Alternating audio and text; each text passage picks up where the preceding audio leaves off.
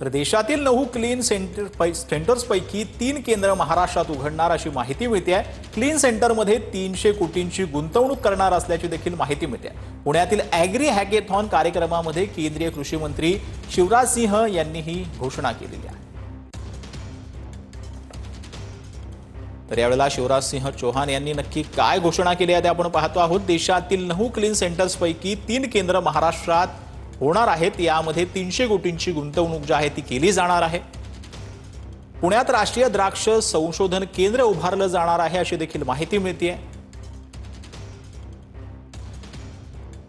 तर सोलापूरमध्ये राष्ट्रीय डाळिंब संशोधन केंद्र उभारलं जाईल अशी देखील माहिती शिवराज सिंह यांनी दिली आहे।